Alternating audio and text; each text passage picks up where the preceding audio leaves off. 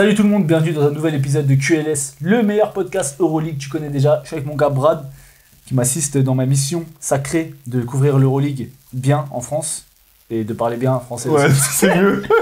Une mission pour l'instant en cours de réussite. De maîtrise de la langue française, vraiment. Je recoule pas trop. Ça va ou quoi? Ça va. T'as passé un beau week-end? J'ai passé un très bon week-end. T'as bien joué? J'ai très bien... Ah, on me dit dans l'oreillette que j'étais suspendu. Pourquoi t'étais suspendu? J'ai pris 3 techniques. Ah, super. Tu me dis que tu ne gères pas tes émotions. Je dis ne pas gérer mes émotions. Alors, les 2 premières, elles sont totalement pour moi. On va pas se mentir. Vraiment, les 3 sont pour toi. Non, la dernière, non. L'arbitre, il m'en voulait, mais c'est pas grave. Les 2 premières, elles sont pour moi. Dont une où j'avoue, j'ai tellement crié sur l'arbitre, il est à l'opposé du terrain. Je dis, un peu de cohérence. Faites votre métier. Il m'a mis une technique. C'était mérité. Raconte-nous, t'aurais dû prendre 4 techniques déjà. Non, ça c'est faux. Ça c'était mérité. Par contre, j'ai même pas parlé, juste on s'est regardé, j'ai mis mon N1, je l'ai regardé comme ça, il a dit technique, il est parti voir mon coach, il a dit ouais mais il me regarde. Ah ok. Tu n'as pas le droit. Ah d'accord. Mais sinon voilà, on a gagné quand même. De quelle ethnie était l'arbitre? Comment? De quelle ethnie était l'arbitre? Je ne vais pas rentrer là-dedans, mais Black Lives Matter, c'est tout ce que vous avez besoin de savoir. Non, blague à part, nous on a gagné, donc plutôt un bon week-end, on a joué Charenton, on les avait perdus à l'aller.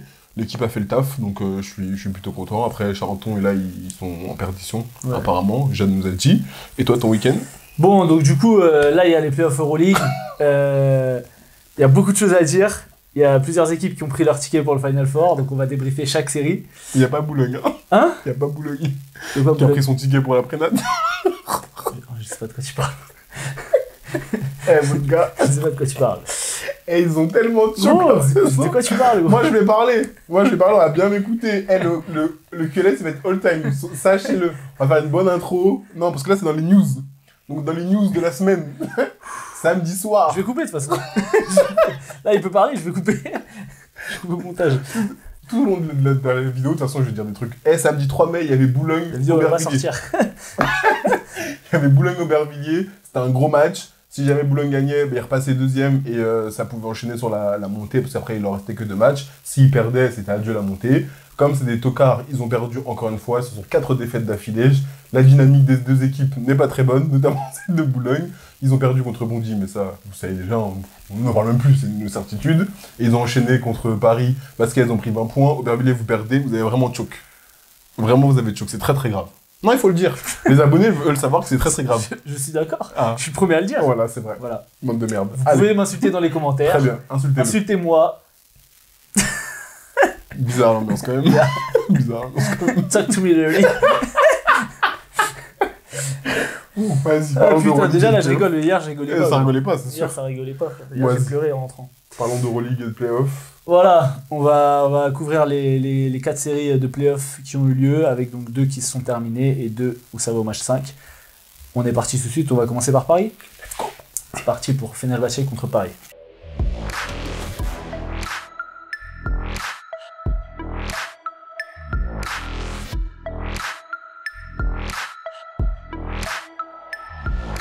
Le Paris Basket était mené 2-0 et revenait à la maison à l'Adidas Arena dans l'espoir d'offrir 2 matchs de play-off à ses abonnés, notamment à ceux qui s'entraînaient le mardi, parce qu'ils avaient des gros matchs le week-end. J'aurais dû aller à l'Adidas Arena, on dirait.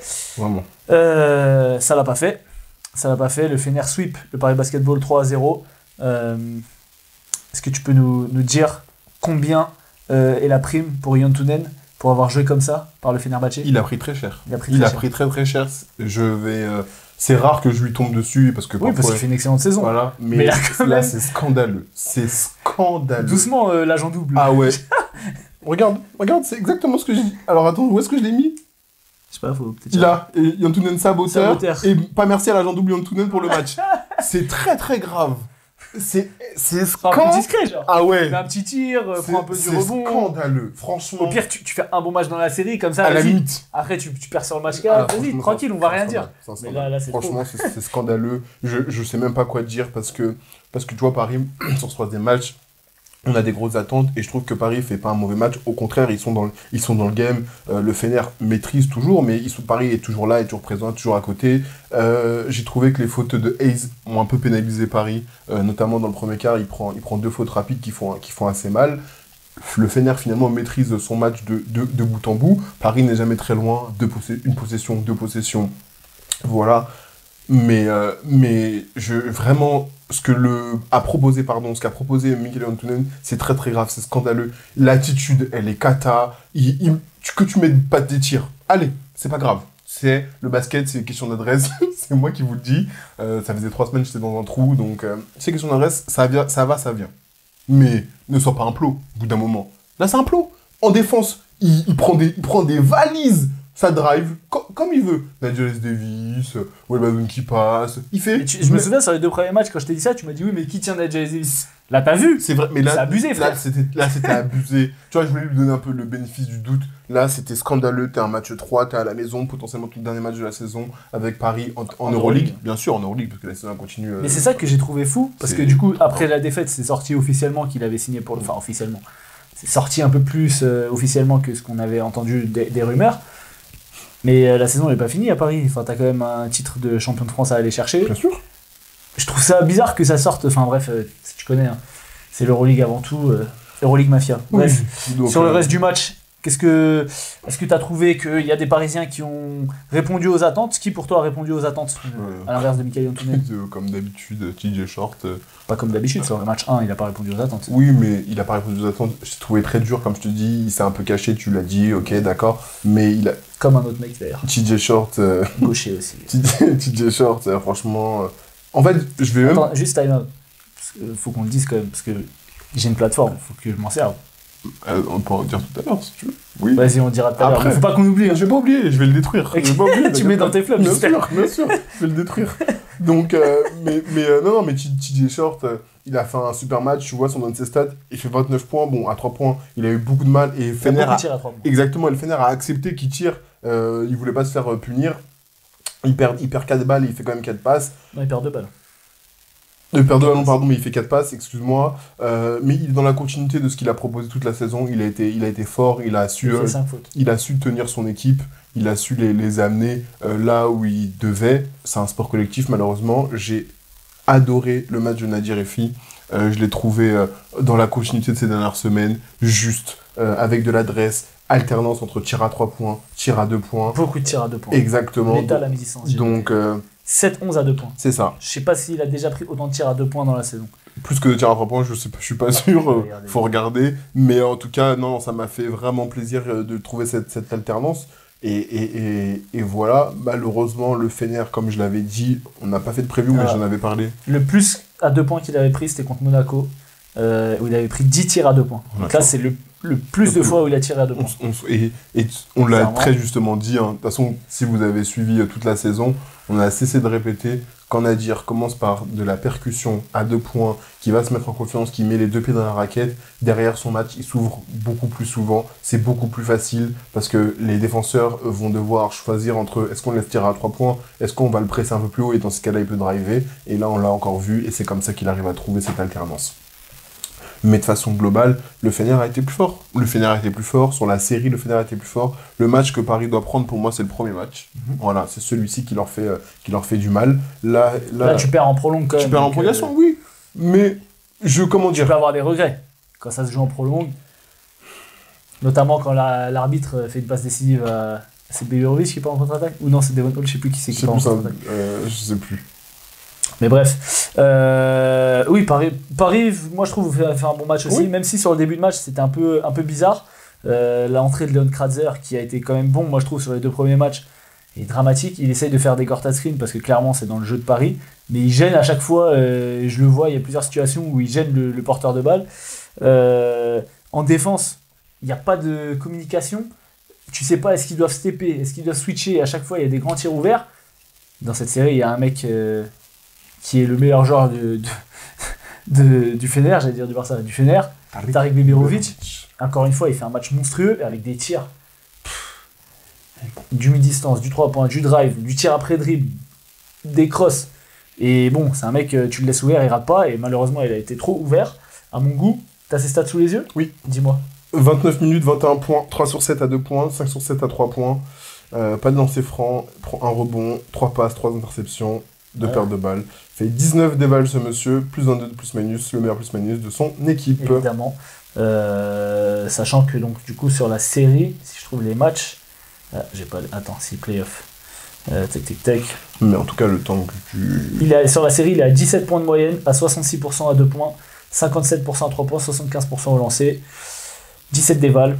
Relou. Relou. Oh, relou. Pour un mec qui est censé être un shooter qui sort du banc, quoi. Enfin, qui est sorti de ce rôle-là. Maintenant, il fait beaucoup plus que ça, mais ouais, vraiment exceptionnel. C'est pas le seul côté Fener. Hein. Guduric, je crois, fait un bon match aussi. Oui, 14 points. Ouais. 16 déval. T'as toujours Nigel Davis qui met 18 points avec une efficacité redoutable, 4 sur 6 à 2 points, 2 sur 4 à 3 points, 4 sur 4 au lancer, 4 passes, 3 rebonds, 24 déval. Voilà, comme tu l'as dit, le Fener a été très bon. Wade Baldwin qui met 2 tirs hyper importants, un N1 sur un tir à mi-distance, et je crois qu'il met un drive aussi. Et j'aimerais quand même donner du crédit à Yakuba Ouattara, parce que tout le long du match, Baldwin il met ces 2 tirs là, genre dans le 4ème quart-temps et tout. Mais tout le long du match, il l'a fait chier et Baldwin était éteint. Franchement, Yakuba a un taf défensif exceptionnel. C'est pour ça qu'il était venu à Paris.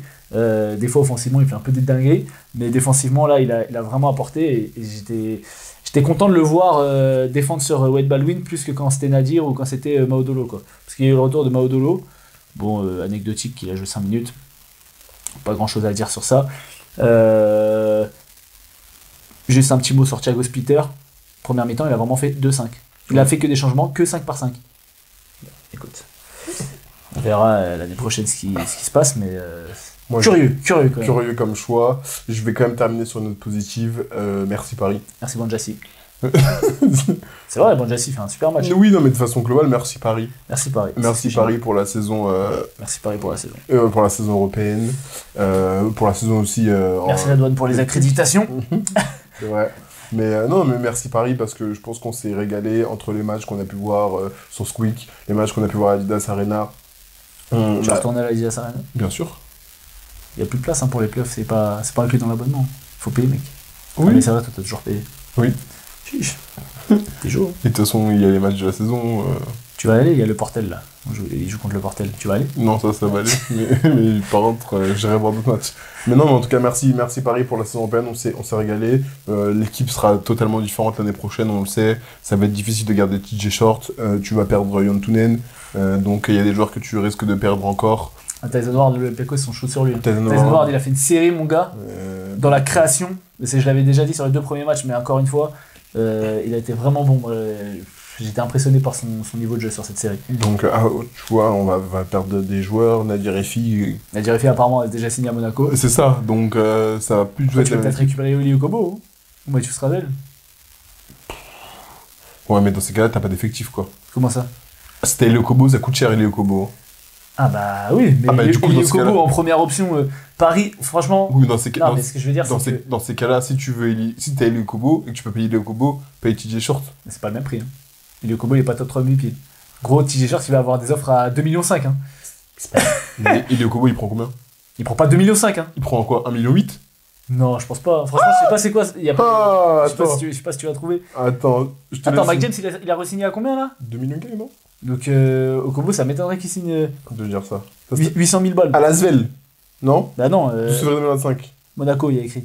Attends, on va voir ça tout de suite. Gros, il prend pas tant que ça. Hein. Il prend pas tant que ça. Et le truc, c'est que TJ, si tout le monde se barre, c'est pas sûr qu'il ait envie de rester non plus. Tu vois, peut-être qu'il va aller voir un autre projet. Là où Eli Okobo, il est déjà dans un projet. Enfin bref, on parlera de Monaco après. Mais bref, ouais, merci à Paris pour finir sur ça.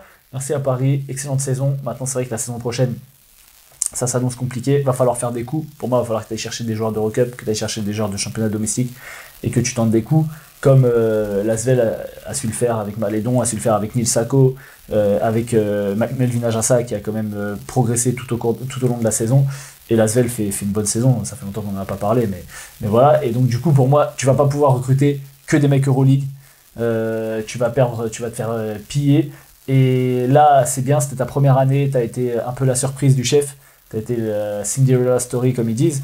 Mais l'année prochaine, ça va être plus difficile, tu seras attendu, tu seras scouté. S'il y a des joueurs qui restent, le style de jeu, il sera plus connu. Oui, ce sera différent, c'est sûr et certain. Et donc, du coup, si tu perds en qualité de l'effectif, ça va être difficile. D'autant que c'est un groupe qui joue ensemble depuis 3-4 ans, puisqu'on rappelle qu'ils sont tous venus de bonnes. Enfin, la moitié de l'effectif est venu de la même équipe. Donc combien ?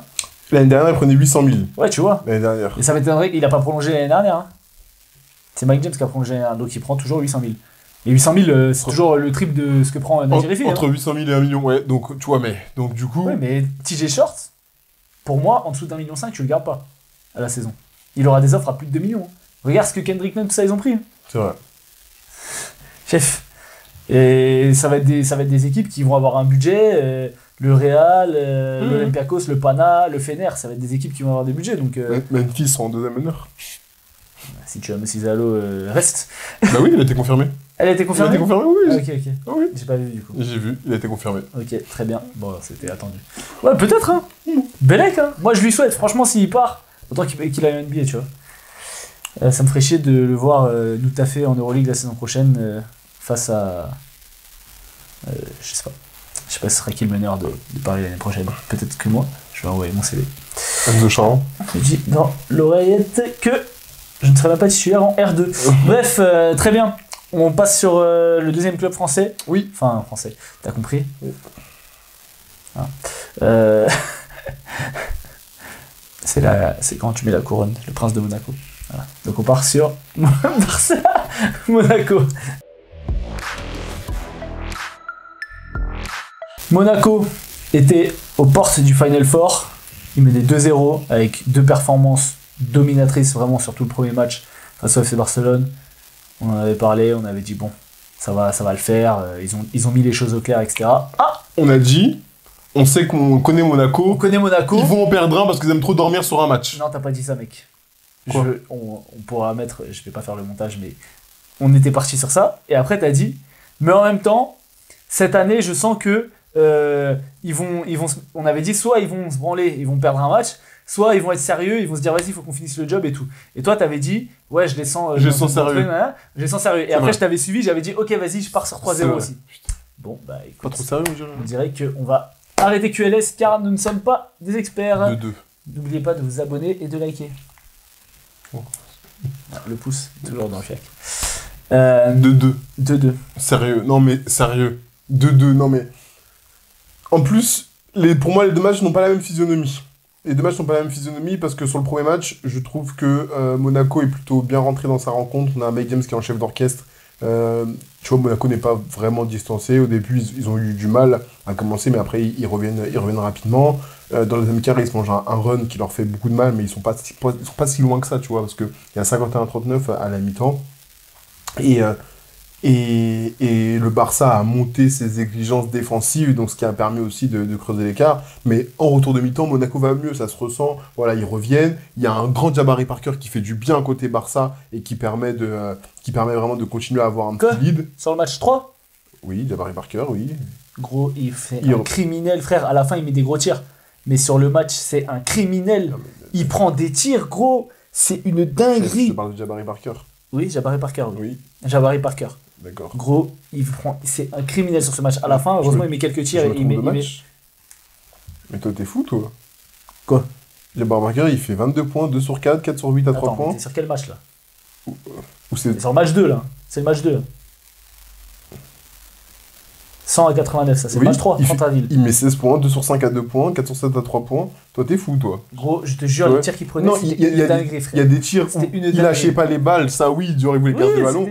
Mais attends, non, c'est pas pire que son copain américain, monsieur Kevin Punter. Oui, mais lui, on sait, il fait ça toute la semaine. Non, mais lui, tu peux dire que c'est une dinguerie. Moi, sur le match, je trouve Jabari Parker, vraiment, il leur fait du bien à chaque fois.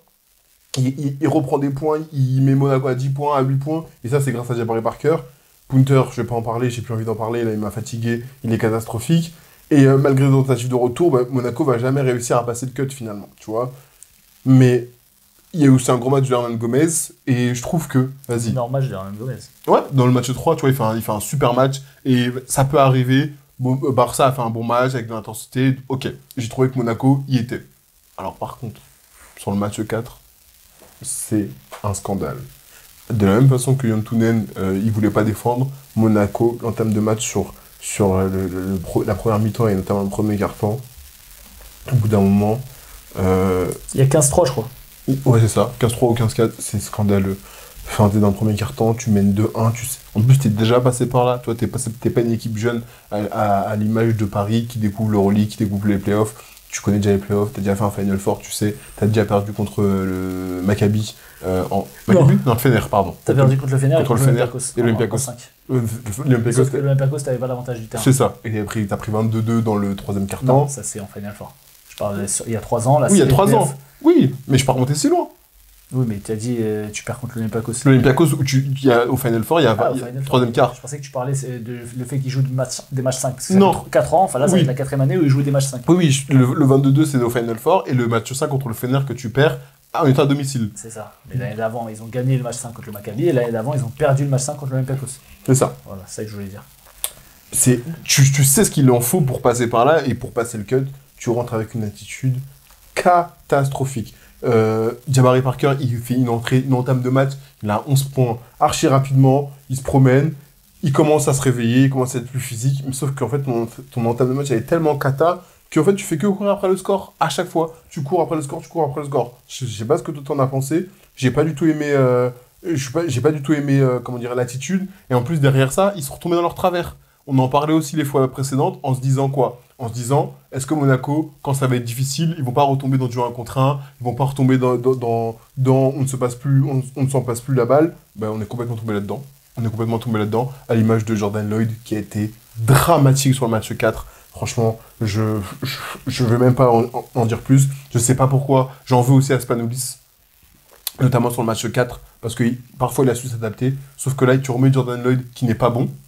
Tu laisses Matthew Strazel pendant 150 ans sur le banc, et tu le remets un moment, mais il fallait le mettre plus tôt, chef. Fallait le mettre plus tôt. Au final, tu vas perdre aussi ce match 4, et tu vas te retrouver à 2-2 en devant jouer un match 5 chez toi, certes, mais j'ai très peur. Voilà. On va voir, en tout cas ça va être un match à la muerte. Là c'était déjà un match à la muerte. Ça tombe bien puisqu'il joue contre des Espagnols. Moi, je suis pas tout à fait d'accord avec toi. En plus, le match, je l'ai regardé tout à l'heure, donc il est frais dans ma tête. J'ai pas trouvé Monaco. C'est vrai qu'ils font une entame de match dramatique, mais j'ai trouvé quand même un Monaco concentré. Pas tous les joueurs. C'est vrai que Jordan Lloyd on n'a pas parlé, mais Elie Okobo, il fait un match vraiment naze de chez naze. Et là où je te rejoins, c'est que Elie Okobo, plus que Jordan Lloyd, parce que Jordan Lloyd, il va pas faire 25 dribbles entre les jambes en général. Tu vois, il va en faire 2-3, s'il peut pas, il va lâcher. Là où Elie Okobo, sur ce match-là, je l'ai vu beaucoup dribbler, attendre que les choses se passent, comme un autre mec gaucher, dont on parlera après. Ça va être le fil rouge de l'émission. Et voilà, il finit à 6 points, il n'a pas eu d'adresse à 3 points, il met quelques tirs à mi-distance, mais vraiment, je l'ai trouvé effacé par rapport à d'habitude. Mais après, il y a des joueurs, tu vois, par exemple, comme moi, je vois l'attitude de Mike James sur ce match. Bah, j'ai du mal à dire que Monaco est arrivé un peu comme dessinateur, parce que c'est lui la tête de proue de cette image-là. Le gars, il était presque tout terrain, il a volé des ballons dans les mains de Satoransky, il était même, tu vois, il y a une situation où genre sur la fin de carton, avec Strazel, il joue un pic pour essayer de se libérer. Au final, il vient gêner Mathieu a 3 lancés sur la faute et sur le tir. Et Mike James, tu vois qu'il arrive, il dit oui, excuse-moi, c'est ma faute et tout. Donc franchement, je l'ai trouvé, on en a déjà parlé quand il y avait eu le petit incident avec Satoransky sur le match 1, je le trouve vraiment concentré. Tu vois, aujourd'hui, sur les 4 matchs, moi j'ai rien à reprocher à Mike James. J'ai rien à dire non plus. Et donc, j'ai du mal à dire que Monaco est pas concentré, etc. Je trouve qu'il faut mettre du crédit au Barça. Le Barça joue très bien. T'as un mec, parce que là, t'as parlé de Kevin Punter et de Jabari Parker, t'as quand même un mec qui a 63% à 3 points sur la série, sachant qu'il fait 3-8 sur le dernier match. Oh, mais il y a d'autres catégories en fait. Ah oui, voilà. Donc, voilà. Donc ça a été dur. Le Barça a mis un plan de jeu défensif bien en place. Ça défendait fort. Alpha Diallo, j'ai aimé aussi le match qu'il fait sur Kevin Punter, parce que c'est vrai qu'on a vu des moments Elie Okobo, Jordan Lloyd sur Kevin Punter, ça marchait pas. Donc voilà, Alpha Diallo, il fait un super match. À l'intérieur, j'ai trouvé la paire d'intérieur moins dominante, tu vois aussi. Daniel Theis, mais même Mamjaité. Mamjaité, il fait un moins bon match, ils ont raté pas mal à l'intérieur. T'as Hernan Gomez qui leur a fait du mal. Oui. Moi, j'ai pas les stats sous les yeux, je vais regarder, mais je pense que sur le premier match, tu vois, je pense que Hernan Gomez, sur le deuxième match, je pense qu'Hernan Gomez, il fait un meilleur match que Theis. Theis, il fait 7 points, 6 rebonds, 4 fautes, 5 dévals, moins 3 de plus-minus. Là où Hernan Gomez, il fait 6-3. Ouais, mais il fait 15 dévals. Oui. Parce qu'il provoque 7 fautes. Donc voilà, que Theis se fasse dominer par Hernan Gomez, je l'avais pas vu venir. Après, derrière, on en avait parlé, on avait dit que Mame Jaité aussi, pour un backup, c'était exceptionnel. Là c'est Yousfal aussi qui a fait du boulot. En 17 minutes, il fait 9 points, 8 rebonds, 15 dévals aussi. Donc tu as 30 dévals sur le poste 5. Là où on avait dit que tu leur avais marché dessus. Donc crédit aussi à Juan Peñarroya pour s'être adapté. Et aux joueurs aussi pour s'être adaptés. Ils vont chercher fort le rebond. Je vais regarder la stat au rebond. Il y a 35 à 37. Bon, il n'y a pas eu un si gros écart. J'ai aimé aussi le match de Jared Blossom Game, c'est un peu dommage qu'il n'arrive pas à trouver d'adresse à 3 points, mais sur des drives, sur des cuts, sur de l'activité au rebond, j'ai bien aimé. Après, c'était très serré. Sur le deuxième match, autant le premier match, je suis d'accord, j'ai l'impression que, je les ai pas sentis hyper concernés, autant sur le deuxième match, je pense qu'ils voulaient vraiment finir en 3-1 et que le Barça était plus fort, c'est tout. Maintenant, il y a le match 5 à jouer, t'es chez toi, ok, c'est pas au Fener, c'est pas au Partizan Belgrade, c'est pas à Athènes. Franchement, je me souviens l'année dernière, quand il y a des gros matchs à Monaco, ça sait mettre de l'ambiance. Oui. Donc voilà, maintenant, le problème, c'est cette match 5, je rappelle que la seule équipe qui est remontée de 2-0, c'est le Real, face au Partizan. Après que Gershon fasse un Athènes. Voilà, mais la différence, c'est que le Real avait l'avantage du terrain. Donc ils ont joué le match 5 chez eux. La seule équipe qui a perdu un match 5 chez elle, dans l'histoire, c'est le Barça l'année dernière contre l'Olympiakos. Donc, statistiquement, Monaco a 90% de chances de passer. Si tu regardes les stats, c'est comme en NBA, ils aiment bien mettre 93% des gens. Là. Maintenant, c'est Monaco.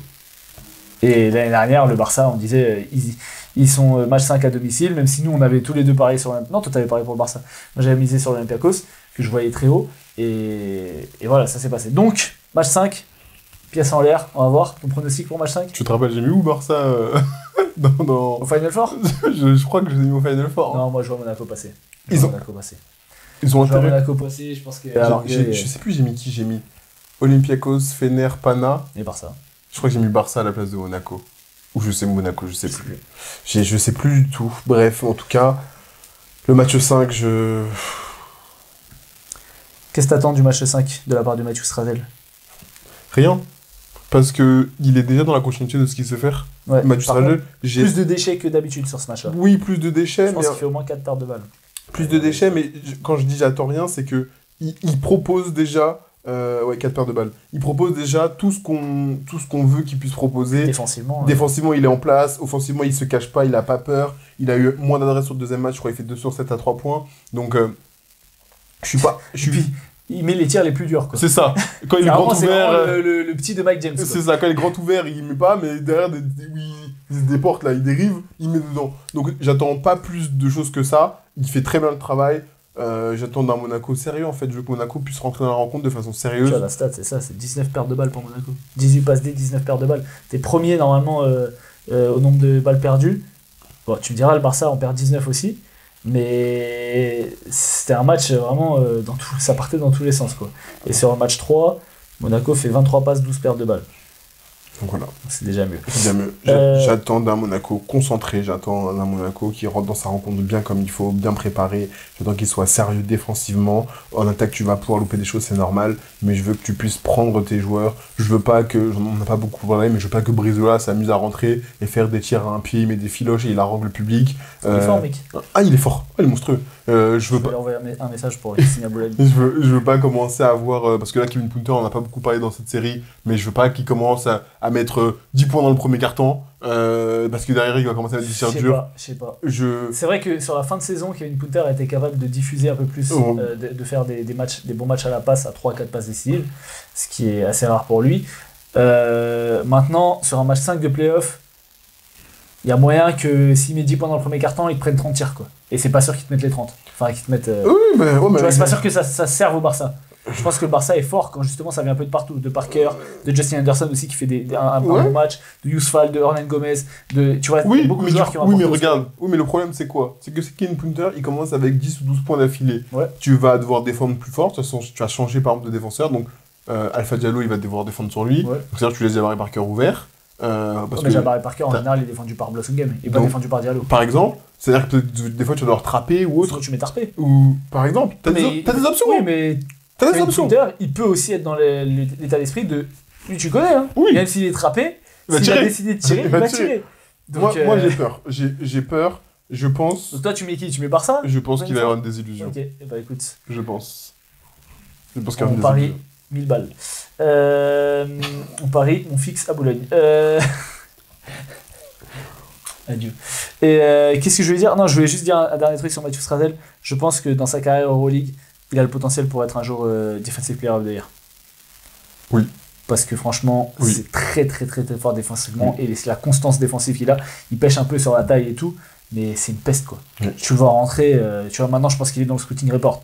Genre, monte pas la balle face à Mathieu Strazel, quoi. Donc voilà pour cette série. On part sur la grosse série. Real Olympiakos. Non, arrête, on va aller. On est parti sur Real Olympiakos. L'Olympiakos, qui a fini premier de la saison régulière, avait donc 2 matchs à Madrid cette semaine. Il menait 2-0. Il menait 2-0. Et donc ça a commencé avec un match 3 où le Real a montré un bon visage. Qu'est-ce que tu as retenu de ce match 3?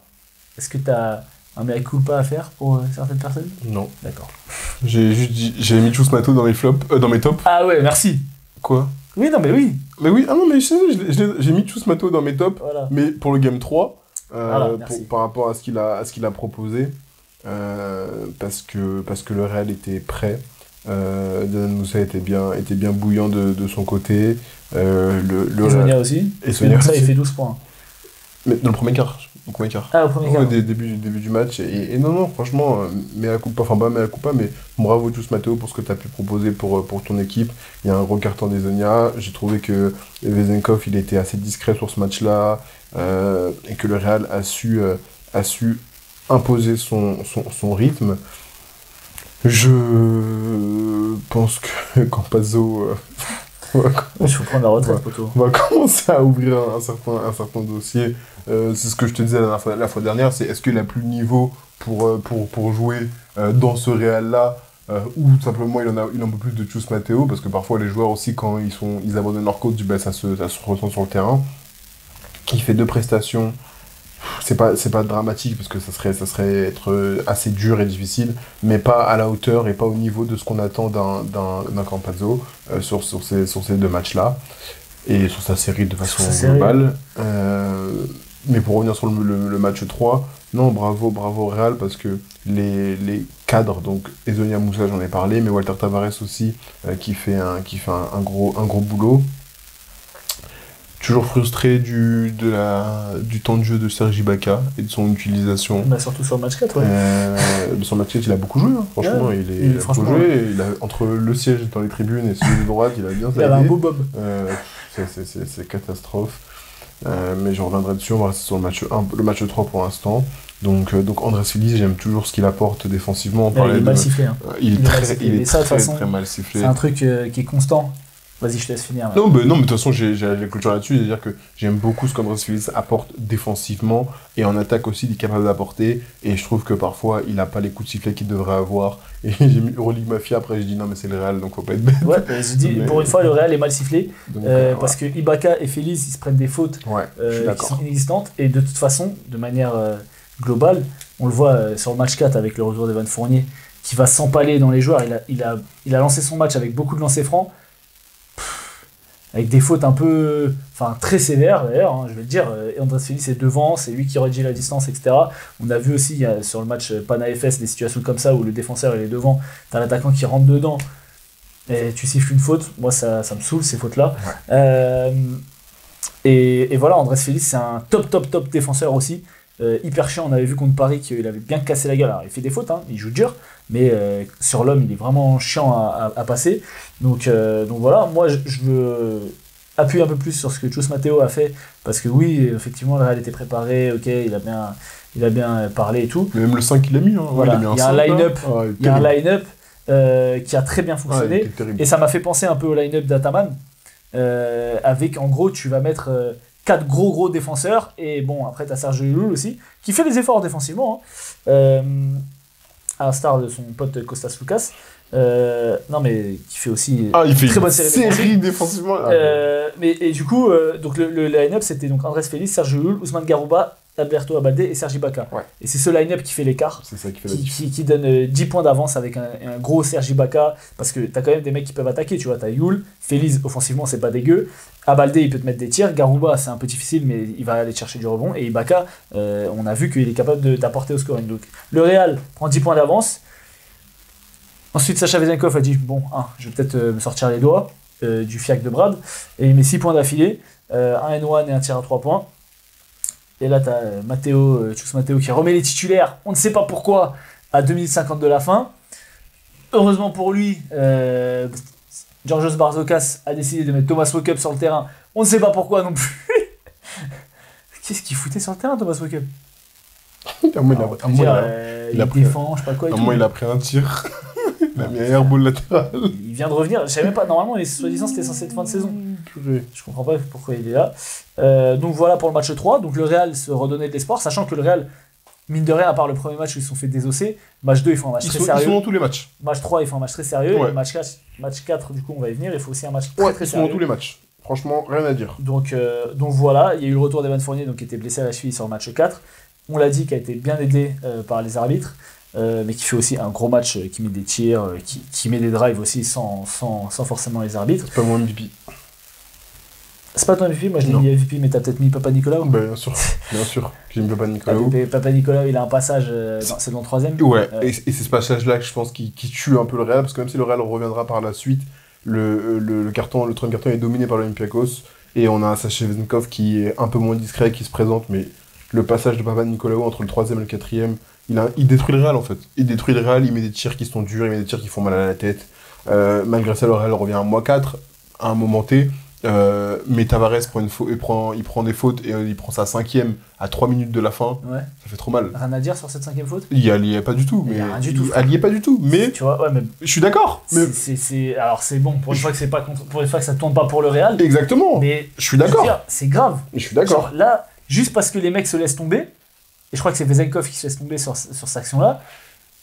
Genre, il n'y a rien. Le poteau, il a placé son écran. En plus, ça se voit. Quand tu vois le ralenti, ça se voit. Il sait qu'il a 4 fautes.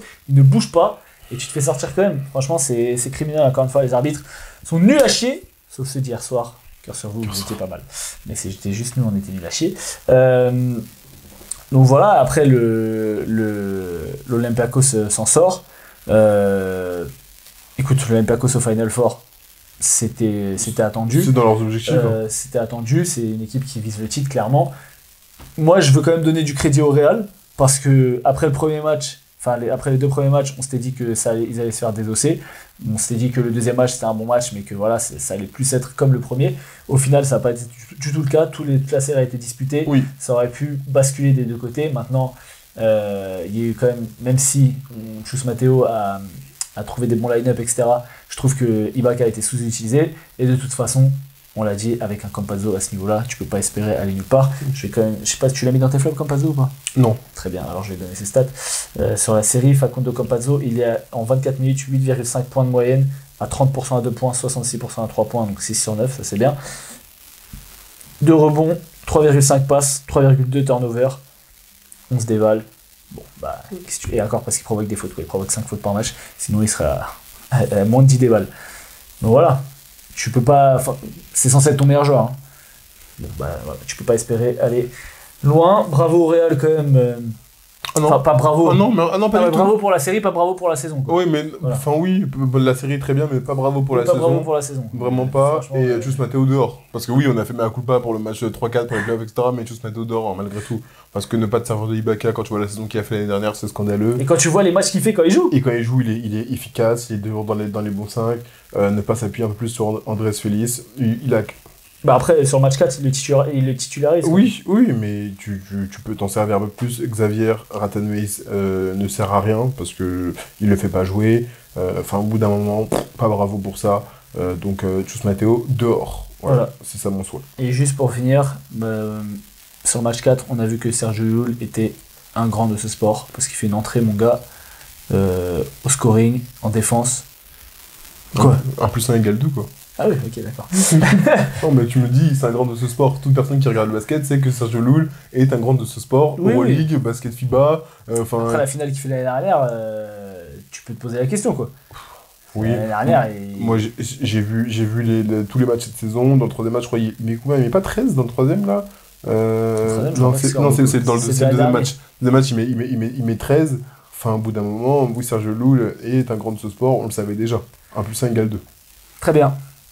On finit sur la dernière série?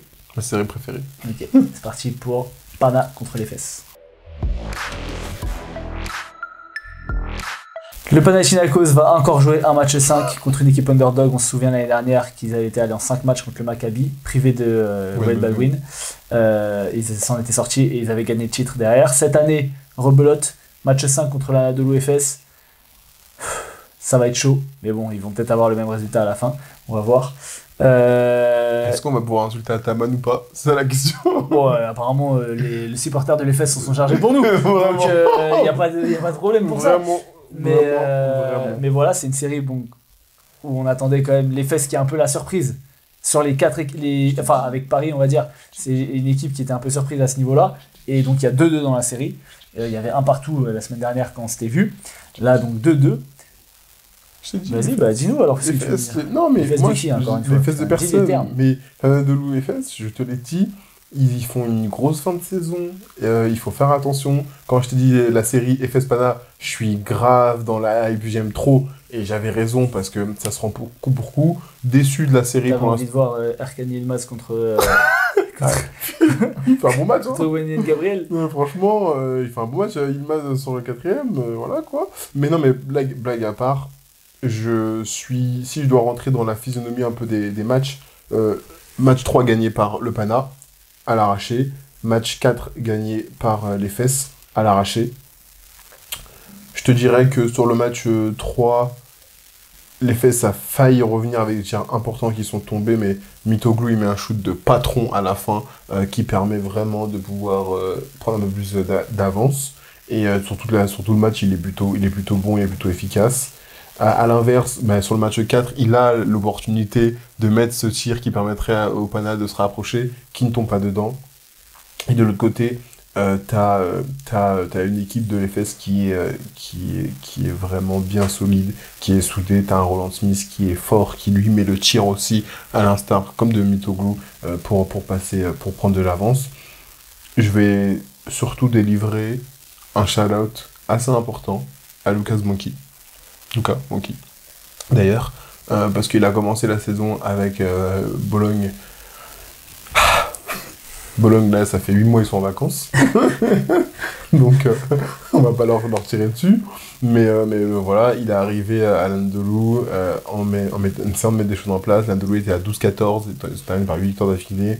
Ils n'ont pas été au play-in, ils sont au play-off direct. Là, il faut une super série face aux champions en titre. Donc, Monkey, il a fait un travail. Les ajustements qu'il fait sur ce 4e match, c'était pas donné. Et franchement, bravo à lui. Le match de Vincent Poirier, encore une fois, même s'il prend une 5e faute assez tôt dans le 4e quart-temps. Mais bravo, la deuxième mi-temps de l'Efes, elle est exceptionnelle, je trouve. Monsieur Osmani, merci. Quand il est là, on le ressent. Yilmaz qui fait une entrée. Il n'a pas joué depuis 6 ans, le type, parce que je crois qu'il était blessé. Et après, il n'a pas beaucoup joué tout au long de la saison. Il rentre, il met des tirs. Il est agressif, il prend des rebonds, il vole des balles. Donc bravo. Shane Larkin, sur la série, il est retrouvé. Il score pas 30-35 comme il a pu le faire, mais il a toujours des tirs importants. Il fait toujours des passes importantes. Sur le deuxième match, il fait 9 points, 9 passes décisives. C'est ça, il perd qu'un ballon. Il fait 1 sur 4 3 points, il fait 2 sur 2 à 3 sur 3 à 2 points. Sur le match 3, il met 17, c'est ça. Bravo monsieur, bravo l'effectif, bravo les fesses. J'attends de voir vraiment la fin et le dénouement de cette série parce que je suis très, très hypé. Kendrick Nunn a enfin fait un match à 25. Mais... Ouais, derrière, il fait un match... Et c'est ça, dans le troisième... Mais je trouve, malgré son match à 25... Moi, je n'ai pas trouvé... Exactement, je pense que tu vois. Genre là, je viens de voir 25, ouais. Je me suis dit, il a dû croquer et tout parce qu'il ne trouve pas qu'il fasse un bête de match. Après, il fait 9-12, je crois, à 2 points. C'est ça, 9-13, 7 lancers francs. Il est lancé. Mais c'est vrai que j'ai pas trouvé... je l'ai pas trouvé... Et j'ai pas vu de vrai coup de chaud. Il y a un petit moment peut-être où il met 2-3 tirs, mais... voilà, je l'ai pas trouvé ouf, quoi. C'est vrai que j'ai plus retenu le match de Mitoglou. Enfin, pardon, je l'ai dit à la Turque, Mitoglou. Ton chouchou sur le match 3, je sais pas, il était où? Il était en vacances peut-être? Ouais, il était pas là. Il jouait dans la prochaine série Netflix. Gros match de Timor Play aussi également. Non, voilà, après, ok, sur le match 3, très bien. Le Pana a fait le boulot, même si ça s'est joué à pas grand chose. Et sur le match 4, l'Efes a dominé pour moi sur tout le match. Gros match de Dado qui met 5 contre et qui apporte 6 points en 10 minutes. C'est sur ce match-là, ouais. Attends, non, merde, je suis pas sur le bon match. C'est sur le deuxième match, si, sur le deuxième match, il joue 9 minutes, il fait 6 points. Non, mais le match où il met 5 contre, c'est pas celui-là alors. C'est celui d'avant. C'est le match 3, je pense. Match 3. Ouais, match 3, il fait 14 points, il fait 19 déval, voilà, sur le match 3, pardon. Donc, Shane Larkin, tu l'as dit. Je trouve que, voilà, il y a des mecs qui ont peur de rien. Et Elijah Bryant, sur la deuxième mi-temps, enfin sur le quatrième quart-temps, il a beaucoup forcé, il a pris beaucoup de tirs difficiles, mais à la fin, quand il a fallu mettre le gros tir à 3 points, il l'a mis. Il est bien dur. J'aurais peut-être dû m'en inspirer hier. Au lieu de faire la baltringue, Roland Smith. Mais j'ai dit, c'est le MVP du match 4. Évidemment, c'est le MVP. Ouais, lui et Elijah Bryant quand même. Ah, c'est Roland Smith. Il fait un gros Pour match. moi, c'est Roland Smith. Mais Roland Smith, il est à 3 sur 3 à 3 points. Enfin, il rate le dernier après, mais il était à 3 sur 3 à 3 points. Il met le N1 à la fin pour finir le match. Il met aussi un dunk. Enfin bref, il fait un très très gros match. Et surtout, voilà, tu l'as dit avec Luka Banki, je sais pas, il a fait jouer tous les Turcs sur ce match-là. T'as même Özdemiroğlu qui est rentré, qui a fait un super rapport, il provoque un passage en force, il fait une interception. Donc défensivement, il a tout de suite apporté. Erkan Yilmaz, très bon match. Eljan Osmani, très bon match aussi. Donc franchement, il a utilisé son effectif. On n'a pas trop vu Derek Willis. Mais c'est vrai qu'il a beaucoup de postes 3-4 longilines comme ça qui sont capables de shooter et d'agresser le cercle. Voilà. Darius Thompson, j'ai bien aimé son match quand même, son match 4. Oui. Je l'avais trouvé un peu effacé sur le début de la série. Là, il fait 9.5 passes, 14 dévals. Mais je l'ai trouvé assez juste. Et en termes de justesse, moi j'ai 2 joueurs qui me reviennent et qui ont une très bonne relation. C'est PJ Dozier et justement Roland Smith. Ils ont fait que les bons plays. Le nombre de fois où tu as Roland Smith qui part dans le backdoor, tu as PJ Dozier qui le voit, qui fait la bonne passe, PJ Dozier qui va garder la balle, qui va aller finir au lay-up. Donc voilà, franchement, les Fesses, c'est bien coaché. Il y a beaucoup de joueurs de qualité. C'est une équipe qui est complète. Quel est ton prono pour le match 5 ? Pas parce que tu joues au PAO. Et je pense qu'à l'expérience, le Pana va passer. Même si je me dis que même si... je pense que Kendrick Nunn, là, il va pas faire un match comme il a fait. Exactement. Je me dis que s'il doit tirer 45 fois, même il tirera 45 fois. Quoi, et surtout, j'ai peur qu'il tire 15 lancés. Peut-être Ouais. que Mathias ce soir va revenir. Hein. Je pense pas. Okay. Mais... J'ai des inside, mec. Ah ouais. D'accord. Inside my ass. Ah, pardon.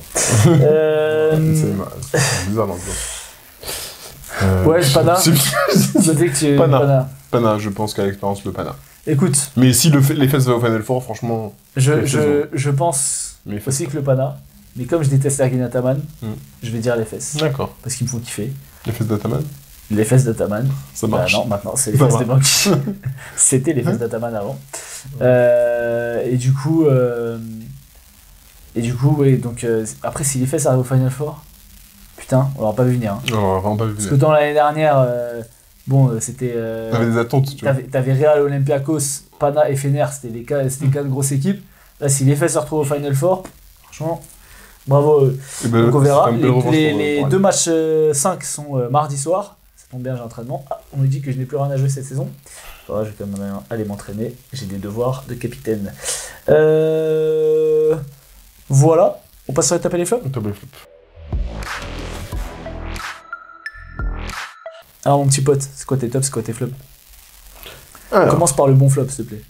Qu'on n'oublie pas d'en parler. Mais d'abord, c'est le top, non? Non, commence par le flop. Qu'on parle. Ok. Alors, on va sortir un peu de l'Euroleague. On va prendre quelques minutes. Il faut parler du basket. On va parler du basket parce que voilà, on a un podcast, le meilleur podcast, on vous a dit, d'Euroleague. Vous connaissez déjà. N'oubliez pas de vous abonner, mettez des pouces. Il faut commenter aussi, c'est bien de commenter. Comme ça, on débat, on interagit. On va pouvoir commenter sur cette petite pastille, si je puis dire. Voilà, on recoule un peu sur le match de cette nuit. Parce que cette nuit, il n'y a pas de match 5, il n'y a pas de match 6, il y avait un Game 7. Les meilleurs mots dans le basket, et notamment en NBA. Parce qu'en Europe, c'est compliqué. Et c'est compliqué. Et dans ce Game 7, parce qu'il y en a un autre ce soir, il y avait un magnifique Denver Clippers à la Ball Arena, je crois que ça s'appelle. Ouais. Donc, ce match, moi, je l'ai regardé ce matin avant d'aller à la salle, tranquillement. Je me dis, bon, Game 7, là, ça va être chaud. Il y a 2 équipes. Les Clippers ont fait une bonne série, même si j'ai trouvé que Kawhi s'éteignait un peu plus sur les derniers matchs. Putain, mais moi, tu vois, j'ai pas trouvé ça. Ben, je trouve que sur le dernier match, il s'éteint un petit peu plus que sur le Il a début pas de mis 40, quoi. Mais tu Non, vois, mais 100 mètres j'ai trouvé 40. parce que quand j'écoutais First Team, il disait pareil. Ouais. Il disait que Kawhi et James Harden, ils les mettaient dans le même sac. Je trouvais quand même que Kawhi était plus régulier que James Harden sur la série. 100 mètres 40, tu vois, j'ai trouvé des fois moins tranchant et sur des plays, genre mettre 15-16 points rapidement en première mi-temps et après on voit un peu moins et tout. Donc voilà. Et là, il y avait un Game 7. Denver, je les avais trouvés un peu moins bons sur le Game 6. Clippers avaient fait le taf. Là, tu retournes à Denver et tu te dois de gagner. Déjà, Denver, tu te dois de gagner parce que pour ta legacy et par rapport à ce que tu veux faire. Chef, tu peux enchaîner, on est en train de perdre. On va enchaîner, t'inquiète pas. Et il faut vraiment mettre le contexte, c'est important. Et les Clippers, ben, on connaît cette équipe de losers. Mais ils nous ont surpris, notamment un mec, James Harden. Il avait mis dans le deuxième match 28 points. Dans le match 6, pardon, game 6. Match face à l'élimination. 28 énorme points, match. il est tranchant, je crois qu'il fait 10 passes, ou un petit peu moins. Attends, je vais trouver les stats. Les stats, je te laisse regarder les stats. Et il fait un vrai match, et même on en discute, on dit purée, on est étonné. James Harden, c'est fort. Alors, il fait 28 points, 4 pertes de balles, 2 interceptions, 1 contre, 8 passes, 6 rebonds. Avec des pourcentages, je vais donner les pourcentages 10 sur 20 à 3 points, 3 sur 8 à 2 points, 5 sur 5 au lancer. Victoire sur le match 6, t'évites l'élimination. Exceptionnel. Franchement, exceptionnel. Bravo, monsieur James Harden, pour votre Game 6. Donc, nous, qu'est-ce qu'on se dit? On se dit, bah, sur Game 7, on connaît un peu James Harden, mais on espère qu'il fasse plutôt un bon match, et il en est capable. Même si on sait que sur les Game 7, il est un peu dramatique. Est-ce que tu as les stats du Game 7? Oui. Mais avant de les donner, est-ce que tu les as sous les yeux? Tu les as sous les yeux? Très bien. Je parlais avec Oz et j'ai dit, on connaît James Harden sur les matchs 7. Et là, j'ai peur qu'il fasse une dinguerie. Et Allez, t'as ressorti la conversation. bien sûr. Et on a dit, on va voir s'il a sorti de la malédiction. Je dis, moi, j'y crois pas. Match 7 de James Harden, j'avais dit 17 points, 4 sur 13 au tir, 6 lancers francs. Peux-tu me donner les stats de James Harden? 35 minutes, Très bien. 7 points, 2 sur 8 au tir, 1 sur 4 à 3 points, 2 pertes de balles, 13 passes quand même, faut le dire. Il fait 13 passes. 5 rebonds. Sauf Ouais. que, blague à avoir, maintenant on a mis le contexte, c'est pas ce que t'attends du système. Il se dit être un système, il se dit être ce système-là. Tu n'attends pas ça du système. Je suis désolé, James Harden. Les Clippers vont aussi bien que James Harden va, et sur un Game 7, ben voilà, James Harden a vraiment, une fois de plus, remontré ses limites. Il a été extrêmement bien défendu par Christian Brown, parce qu'il faut donner du crédit à Christian Brown sur ce qu'il a pu apporter tout au long du match. Des fois, il n'y avait pas de switch. Christian Brown était dans ses pattes, il le gênait plusieurs fois, mais... Tu peux prendre 8 tirs. Exactement ce que je veux prendre dire. 8 tirs. Il a pris 8 tirs. Au bout d'un moment, James Harden ne peut pas prendre 8 tirs sur un match. Et en plus de ça, je veux pas que tomber sur James Harden, je veux tomber sur les Clippers de façon globale. Non, mon gars Non, faut non. tomber sur James Non, Harden. on tombe sur James Harden. On n'attend pas, On n'attend pas de Nicolas Batum. Non, non. Grosse série. Ah, on n'attend pas Non, de non. Norman Powell. Non, go-to guy. je suis pas d'accord. Là, je suis pas d'accord. Nicolas Batum, on n'attend pas de ça. Mais il n'y a pas que James Harden. Il y a un autre mec qui s'est gâché.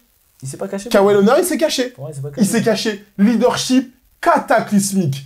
Un leadership zéro. Alors, autant il a été franchise player quand il a gagné avec San Antonio et quand il a gagné avec Toronto, vas-y, super. Leadership, il était zéro. Parce que oui, tu l'as très justement dit, j'attends pas que Nicolas Batum mette 35 points. Hein.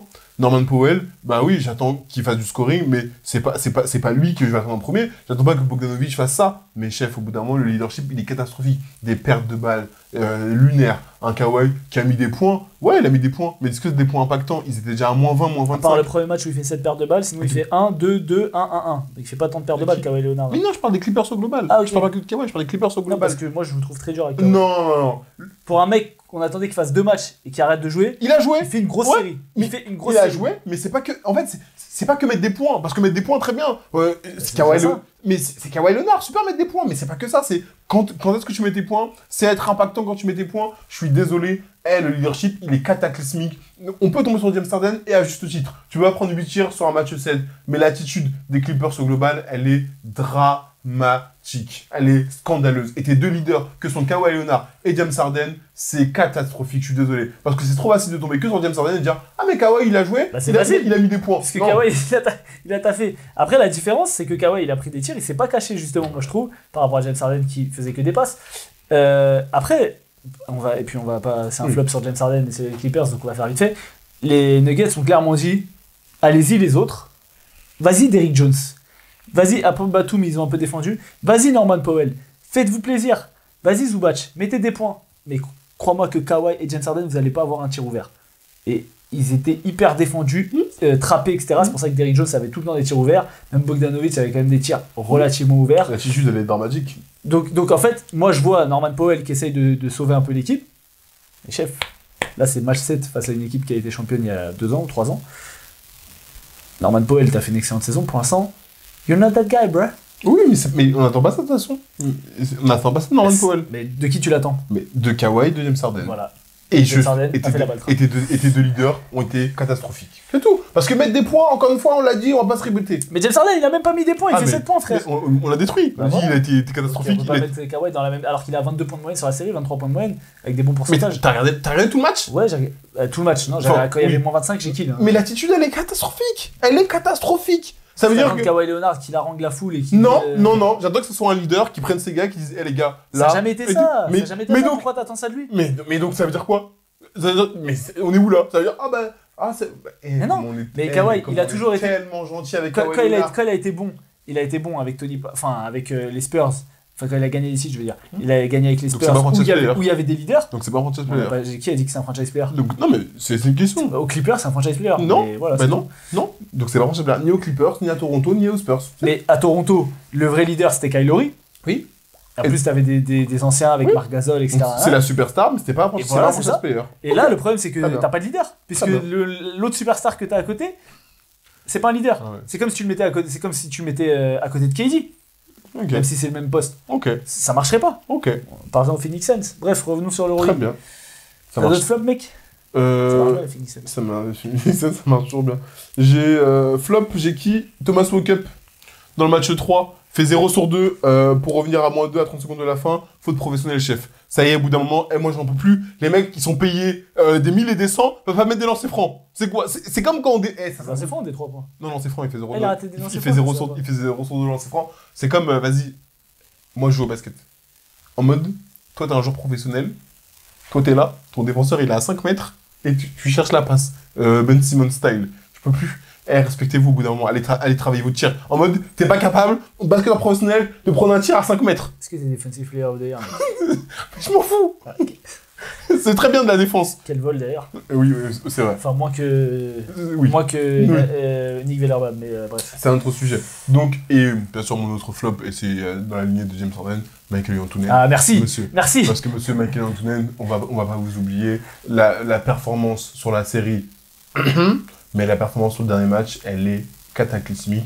Elle est de la même couleur du caca que James Harden il a fait. C'est dramatique, c'est du sabotage pur. C'est du Clash of Clans, c'est du sabotage. T'es dur, mec. T'es dur avec les mecs qui se chient dessus, franchement, ça peut arriver à tout. Non, c'est du sabotage. Saboteur. Seb pour Robert, appelle-moi. Attends, un message à Antoine pour Sharon. Wesh, ça cherche un poste 1-2 quoi l'année prochaine. Ça cherche pas trop, on dirait. J'envoie un message à Reda, Ivry, il monte, on dirait. Il monte où? En private. Tu mens? Bah oui. Ah ouais? Enfin, c'est pas fini, c'est encore serré dans l'autre pool. Ah ouais. Bellec, ça monte. Hein. Très bien. En plus, Ivry, c'est pas loin. En Okay. plus, le coach, il me connaît. C'est ça qui Non, je rigole, Hugo, j'arrête le basket, je t'ai dit. Bref, t'as des tops? Mitoglou, j'en ai déjà parlé. Chus Mateo, j'en ai déjà parlé. Et j'ai un petit top d'un joueur qui habla espagnol. Ah. Dario Brizuela. Non, franchement. Franchement, on en a déjà parlé de toute façon. Mais l'année prochaine, quand il va revenir la Provitola, bon. Ouais, bah faut virer Punter. Hein. Bon. Non, parce que bon. Non, mais voilà. La Provitola était blessée, tout ça. Là, il va y avoir Heja. Hein, parce que Dario Brizuela, il est trop fort. En fait, c'est pas le même profil, parce que la Provitola, pour moi, peut vraiment jouer meneur, c'est un vrai passeur. Oui. Là où Brizuela, c'est un vrai scoreur. Donc du coup, c'est plus Kevin Punter qui doit s'inquiéter, quoi. Moi, je pense qu'il doit pas s'inquiéter. Punter, il vient de re-signer... il a re-signé... Oui, il a re-signé cher, ouais. Ouais, donc crois-moi qu'il va pas s'inquiéter. Oui. Donc, bon. Heja, Non, Dario Bah, Brizola, voilà, il se casse, hein. Il vient à Paris, frère. la saison qu'il fait, franchement. Quoi, la MDR, saison... tu veux pas Dario Brizola à Paris? Ah, je crois que tu parlais de Ken Punder. Non, pas Ah. Kevin. Oui, non, mais Brizola, bien sûr, mais je pense qu'il va jouer quelque chose. Mais Quoi. ça, tu vois, c'est les mecs. C'est comme Niguel Arbab ou tu vois, c'est des profils. Genre, vu qu'ils sont un peu dans leur pays, ils jouent dans. Je les vois pas, alors qu'ils ont quand même des responsabilités dans un club de leur pays, je les vois pas partir Bah oui. à l'étranger. Mais Devin Booker, par contre, c'est un américain, j'aimerais bien qu'il vienne à Paris. Paris, il faut voir qui ce qu'il joue. David Booker, chef. C'est un mec qui joue à 15 et 9. Toi aussi, concentre-toi. Ouais, mais t'as vu, il est allé au Bayern cette année. Oui, non, mais Enfin, ça fait d'accord. 2 ans qu'il est au Le Bayern. Bayern, ils ont plus d'argent que Paris. Et Ouais, je sais pas s'ils ont tant plus que ils ça. ont plus d'argent que Paris. T'as pas vu et les abonnements, pour les prix des abonnements j'ai pour l'année vu, prochaine? bien sûr, j'ai vu des 2000 balles, des trucs. Bon, ça a doublé, Et frère. bien sûr, j'ai vu, ben logique. Mais bon. Je suis pas allé dans le groupe parisien du coup parce que j'étais en retard sur les Ah. matchs. Je sais pas s'il y a eu, parce qu'il y a eu des négociations pour l'abonnement du COP parce que c'est pas le même tarot, tu vois. En plus, Redon il m'a dit je te vire du COP toi parce que t'es venu que pour gratter les prix et pas pour chanter. Faut pas être bête. Et, et du coup, il m'a dit l'année prochaine c'est abonnement normal. J'ai dit poto, crois-moi, j'avais regardé pour m'abonner, j'ai vu les tarots, j'avais dit salam. Alors là, si ça a doublé, salam, ça va regarder sur Squeak. Mais t'es venu pour chanter en plus. Ouais, je suis venu pour chanter. Gros, je chante parce que vas-y, sinon on se fait engueuler. Mais moi, j'aime bien regarder un match, tu vois, et commenter. Très bien. Bref. Allez. C'est bon, t'as fini tes J'ai tes fini flops mes top flops. Très bien. Il n'y a pas de 5 de la semaine cette semaine. Non, il n'y a pas de 5 de la semaine. Bah très bien, on a fini du coup. Ah Oui. non, il y a peut-être une news que je voulais donner. Ah. Oui, c'est vrai que tu peux en parler. De quoi tu parles? Vas-y. De la montée de Boulogne, non? Non, pas Ah. du tout. Non, il y a une déclaration de, je crois que c'est le président de l'Étoile Rouge, qui a dit qu'il voulait construire autour de Philippe Petrousev, qu'il voulait tout faire pour le garder, s'il pouvait le garder, parce Ah ouais qu'il était en prêt Ah. de l'Olympiakos. C'est bien pour Petrousev, parce que c'est vrai que c'est un joueur qui a les capacités, je pense, pour être All Euroleague first ou second team. Par contre, c'est un peu étrange quand tu vois la saison que Bolomboy a fait. Quel message tu lui envoies? Parce que si tu construis autour de Petrousev, ça veut dire que tu vas faire des plays pour lui, tu vas vraiment essayer de le mettre en valeur. Donc forcément, à l'intérieur, il y aura peut-être moins de ballons à partager. Donc voilà. C'était juste la petite news que j'avais vue. C'est bon pour aujourd'hui. Écoute, merci à toutes et tous de nous avoir suivis. Oui. N'oubliez pas de vous abonner, n'oubliez pas de liker. J'espère que ça a filmé parce qu'hier, tu sais, j'ai lancé le truc et la première mi-temps, ça a filmé genre 1 minute. Non, ça Donc fait- là, j'espère que ça a filmé. Ça a filmé. Mais voilà, on se dit à la semaine semaine prochaine. prochaine. T'es là la semaine prochaine? La semaine prochaine. Carré, à la semaine prochaine, où on aura tous les participants au Final Four. Ouais. Et on pourra faire des petits pronos Prono, sur le Final preview, Four. On fera peut-être une rubrique. Parce qu'après, pendant 2 semaines, il n'y aura pas de. C'est quand le Final Four? C'est pas le 23 mai? C'est le 23 mai. Ah oui, donc il y aura la semaine La prochaine. semaine prochaine, il n'y a rien. Après, Et après, la semaine d'après. Ok. Donc, Ok. on se fait ça. Très bien. À la semaine prochaine. Bye bye.